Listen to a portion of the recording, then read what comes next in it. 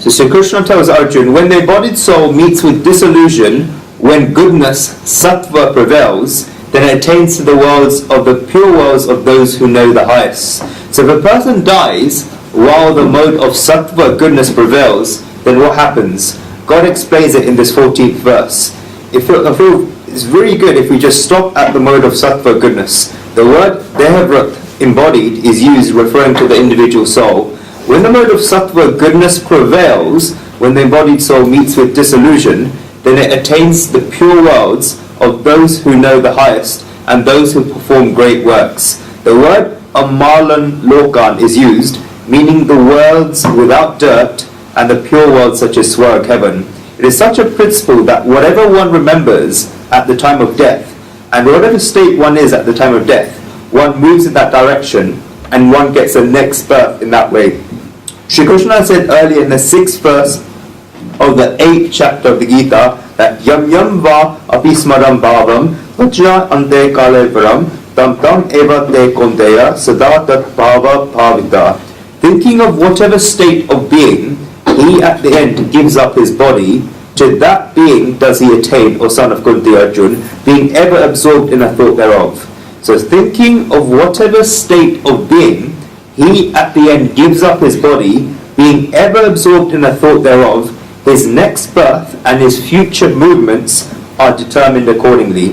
Those who have thought a little and have read a little will think that the scriptures, they say that yad karma karite tata visampatite. Whatever karmas one performs, in that direction does one go.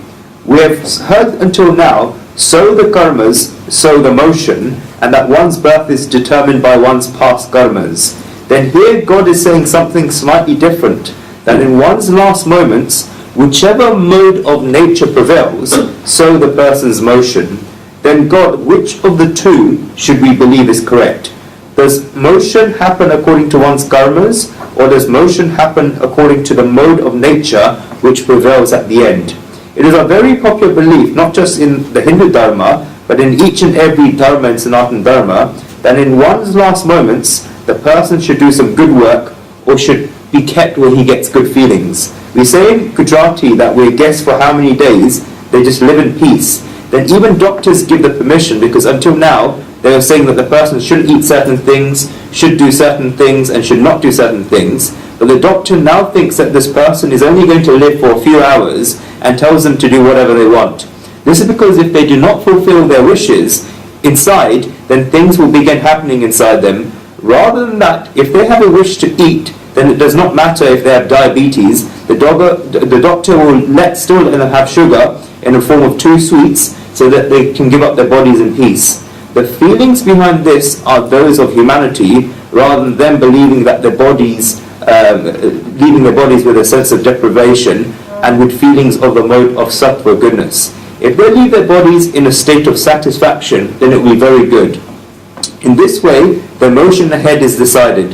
Therefore, what is more correct? Is it more correct that one's motion is determined by one's karmas, or is it most correct that one's motion is determined by whichever of the 3 modes, be it sattva, goodness, rajas, passion, or tamas, dullness, prevails? Great souls say that the answer is that it's certain that the individual's motion is not determined by these things. It's not determined by a person's varna type, it's not determined by a person's jati type, it's not determined by ashram, the stage of life, it's not determined by kul, lineage, it's not determined by panditya, knowledge. For example, it is not possible that if we're born in a big family and then we have got our tickets, but if we're born in a Brahmin family, then liberation is certain, or that if someone is born as a Kshatriya or Vaishya, then they have to wait. If someone has read a lot of books, then they will get liberation very quickly. None of this is true.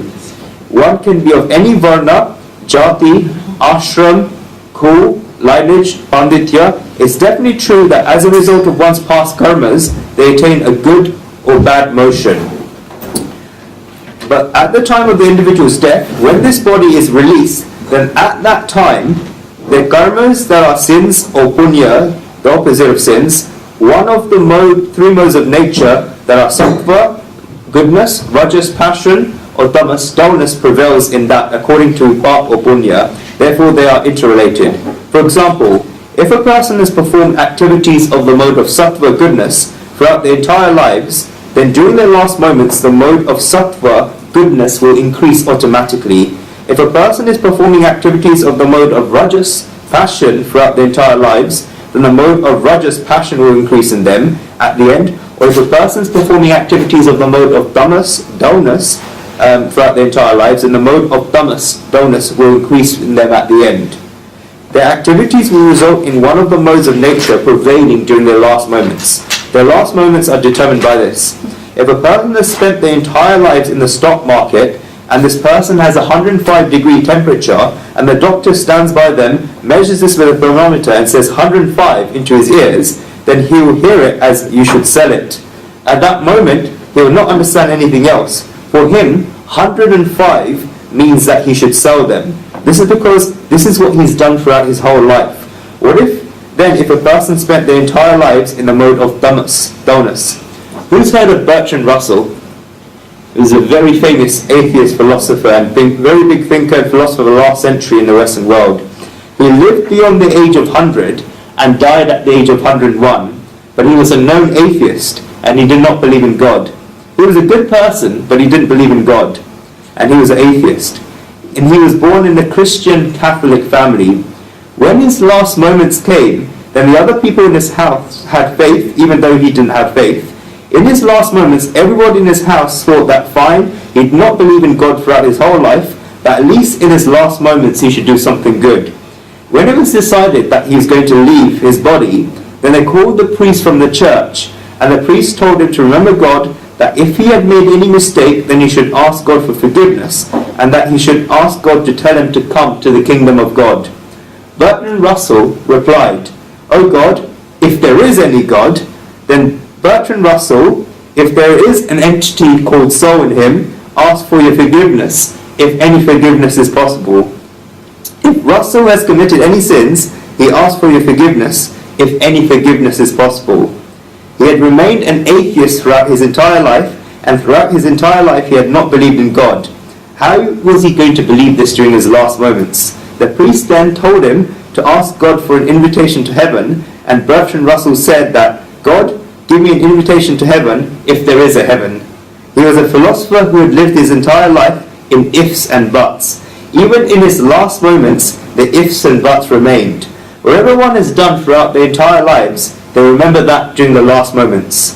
I often say that as a joke that there's always a difference of opinion between a husband and a wife. If it's not there, then it's very, very unusual. This also happens in Kachalal's wife. Kachalal was near to his death. He was in hospital and his illness had been going on for a long time. His wife was sitting by his side and everybody else was frustrated. Kachalal had a feeling and told his wife that he feels as if he will not live for long anymore. His wife said that the doctors said the same thing. Kachalal said he might be able to live for a maximum of 4 days. His wife said, "It doesn't matter, I've lasted 40 years with you, so I'll pull up 4 days from some place or the other." Kachalal said, "I have some wishes. Will you fulfill them?" His wife asked, "What are they?" Kachalal said, "We want some nice flats in a nice area as an investment. Give that flat to our eldest son." His wife said, "No, I'll give it to our youngest daughter. Her fiancé has a factory in a very nice place, and there's a lot of traffic to get to it from there. I'll therefore give this flat to our youngest daughter." Kachalal then told her that we have some money in the bank account, give this to our youngest son. His wife said, "No, I'll give this to our eldest daughter, she needs this right now." Kachalal said, "Fine, I'll give this to our eldest daughter, but give the jewelry that you have to our eldest daughter-in-law." Kachalal's wife said, "No, I'll give it to our youngest daughter-in-law. The poor girl has come from a very ordinary family, and we brought her to a house because her youngest son liked her. That's fine, but we should give her clothes as per our family. If she goes somewhere, then what will this poor girl do? Our youngest daughter-in-law will get all the jewelry." Kachalal said, "Fine, give the share certificates that we have in the companies from the stock markets to our eldest daughter." His wife said, "Why? Should our eldest son get nothing? Is he just surplus to us? Here's my dear son, and he'll get all the share certificates." Whatever Kachalal said, his wife just said no, and would say something else. For 5 to 7 minutes, Kachalal remained the way he was, and then he asked her a question that answered me this question: who's dying, me or you? You've not listened to what I've said throughout our entire lives, so are you not going to listen now? At least now say yes to me now, so that I can leave my body in peace. Whatever thing has run throughout one's entire life will come to their mind at the time of death. What I mean to say, it is correct that one's motion after death is determined by one's karmas, but the type of karmas that one has performed, that type of mode of nature, be it sattva, goodness, rajas, passion, or tamas, dullness, will increase during one's last moments, and the person's motion will be determined accordingly. In this way, there is no opposition with the Shruti, the scriptures, to be heard here. This is advance what the Shruti have said. That is why it is said that when the mode of sattva, goodness, increases, then a person attains to the pure worlds of those who know the highest, and those who perform satkarma, divine acts. Therefore, a person can attain the pure worlds of those who know the highest by performing satkarma, and also by increasing the feeling of the mode of sattva, goodness. This is the immortal world, including Swarg, heaven. Let's go to the next verse.